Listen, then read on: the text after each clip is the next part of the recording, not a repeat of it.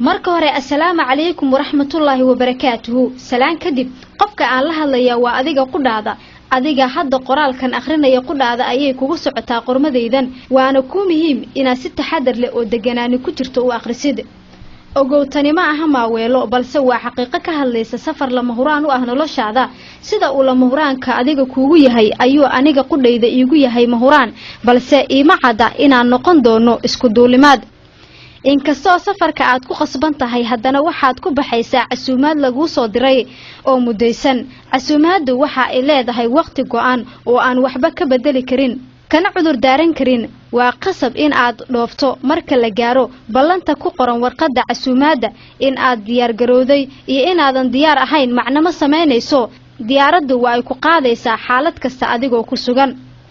daqiiqad walba saacaddu waxay ku sii siqaysaa waqtigii aad safri lahayd haddana adigu marnaba ma ogid goorta aad bixi doontid dhowaa iyo dheera kuma kala cadda goorta aad dhaqaaqayso hase yeeshee mar walba safarku waa kadis wuuna murugo iyo xanuun badan yahay dhabtiina waa lagugu dul ooyi doonaa haddii aad nasiibkaas yeelato inta badan adigoo aan macsalaameyn dadka kuwii aad ugu jeclayd adigoo aan isku duwan howlihii kaa dayacnaa adigoo aanan ebyo tirin hawshii aad bilowday adigoo aan la ballamin asxaabtaada iyo inta howle kaala dhexayso adigoo aad u kala daadsan oo aan safar diyaar u ahayn ayaad arkaysaa adiga oo taagan iridda diyaaradii aad raaci lahayd iridkaasi gelid mooye ka noqod ma leh albaab dhinaca dambe ku yaala oo laga sii baxo ma leh cid diyaaradda ka soo degayso oo aad fariin u sii dhiibto ma leh waxaa muhiim ah inaad ogaato arrimahaasi casuumaadda aad ku safri doontid waxaa kuu soo diray allaah ciwaanka ajal ku bixid mooye ka baaqasho ma leh galka casuumaadda ay ku jirto waa sakaraad fariinsidaha casuumaaddaasi ku soo gaarsiin doona waa malakulmood tikidka aad ku safri doontid waa geeri diyaaradda aad raaci doontid waa handool dalka aad ka dhoofayso waxaa la yidhaahdaa adduun dalweynaha aad u kicitimayso waa aakhiro halka aad gashiinka tarasidka ku noqon doontidna waa barsaq garoonka ay diyaaraddaadu cagadhigan doonto waa qabri garoonka ay cagadhiganayso diyaaradda ku sidaa waxaa jooga saraakiil laanta socdaalka ee qabriga qaabilsan kuwaas oo hubinaya in baasaboorka dalkugalka iyo fiisaha aad ku safrayso inay saxan yihiin iyo in kale garoonka ay diyaaraddaadu ku degayso waa mid adiga ku gaar ah balse saraakiisha joogta ee labada ah ayaa qaabilaya qof walba ee soo raaca duulimaadka isaga gooshaya dalalka adduunka iyo aakhiro waa in aad maanka ku haysaa qodobadan saraakiisha laanta socdaalka joogta waa malaa'ig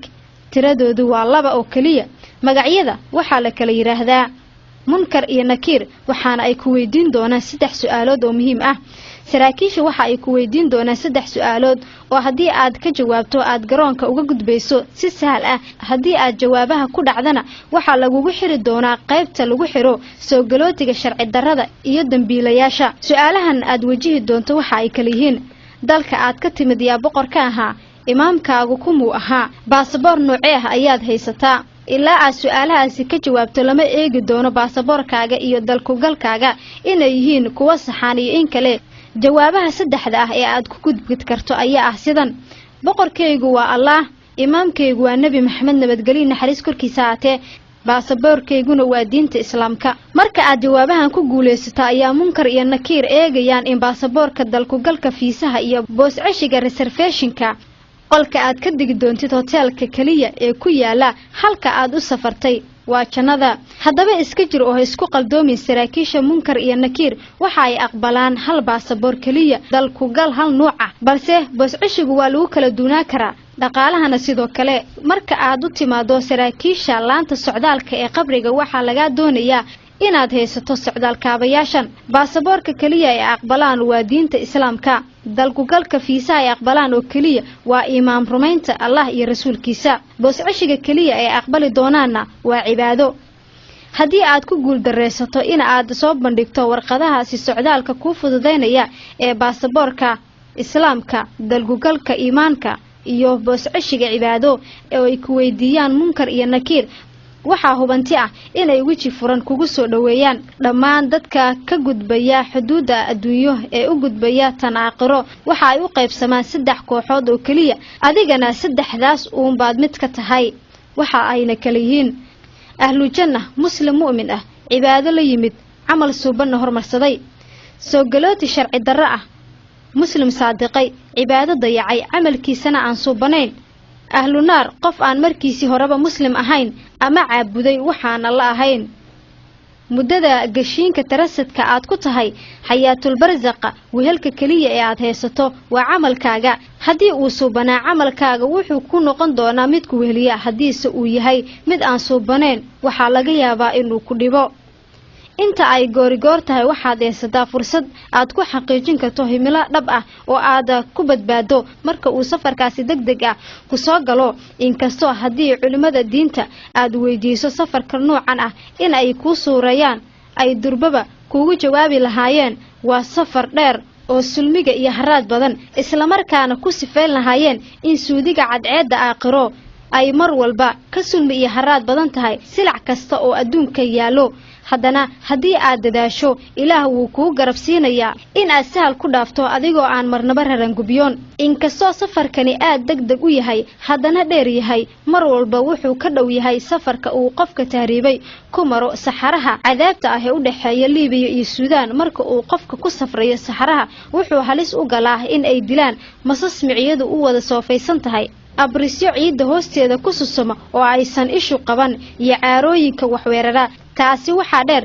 qooleysatada jidka dadka ku afduubta ee ay Soomaalidu u bixisay magafayaasha kuwaas oo dadka dila gabdhahana kufsada kadibna madax furasho weydiista haddii ay duulimaadyadaadi oo dhami ku saxan yihiin diyaaradda uu malakul moodka ka yahay duuliyaha waxaad ka raaci doontaa kuraasta maalqabeennada ee business classeska haddii se diyaar garowgaagu qaldoomo in aad booska ka hesho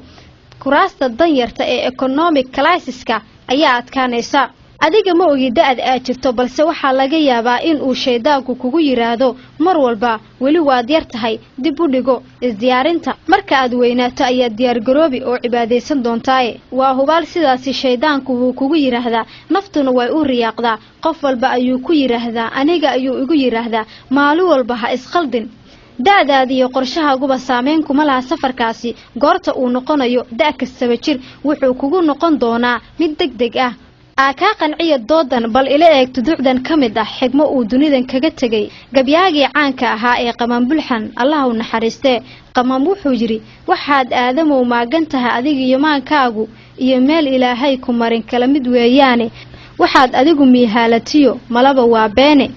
waxaad mooday mood baa sokada ka soo mariye Qamaam wuxuu cabiraya sida dadku ay wax u qorsheystaan iyo qorshayaashooda dhami aysan moodka marnaba ugu soo darsan iyo sida markii ay tii Rabbi subxaanahu wa ta'ala u timaado uu qofka isaga dhinto isaga ama iyada oo qorshayaasheedu ka kala daasan yihiin tix kale ayuu Qamaam ku yiri haddii aad inaad taajir tahay tuhunta uurkaaga tadowga xoolaha nin baa tulud ku sii dheer wala in ragow tala adduuntaada uun maaha abwaan salaan carabeey oo isagana kamid ah abwaanada suugaantooda raadka muhiimka ah ku reebay taariikhda Soomaaliya ayaa waxa uu yiri cadad malaha rijaaladan intay calal ku duubeen oo ay meel cabaar loo qodqoday kaga caraabeene oo camalka mooyee qabriga cidna ugu yeedheen mar haddii ay xaaladdu sidaas tahay maxaa kula gudboon inaad samayso inta aad fursada haysato si aad ugu diyaar garowdo safarkaasi lama huraanka ah waxaa kula gudboon inaad haysato dhowrkan shay ee ah sahaydii aad wadada ku mari lahayd dhaqaalihii aad meel ku tagi lahayd wixii aad ku noolaan lahayd marka aad degto jannada si aad wax meel u dhigato waa inaad bakaar akoon ka furato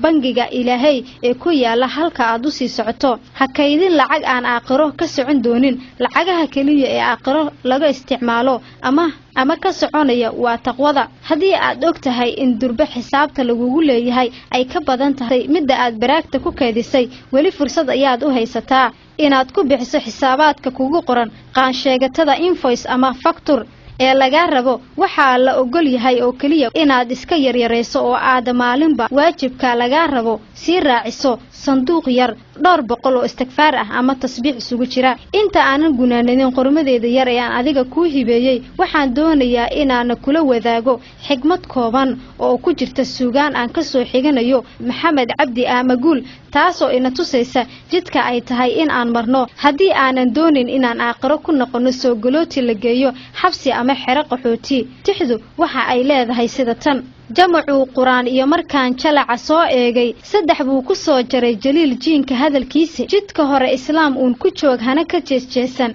jareeradii adduun aakhirana reer jannaad noqo jid labaadku waa jiimka diid gaalnimana jiido nolol jaban adduun aakhirana guri jaxiimaade ugu dambayntii haddii aan kaa naxiyo iga raali noqo ujeedka waxa uu ahaa baraarujin haddiise aad qormadaydan u aragtay inay tahay muhiim waxaan kaa codsanayaa in aad la wadaagto asxaabtaada ama dadweynaha intii aad ka gaarto darbo intuusan daarku ka buuxsamin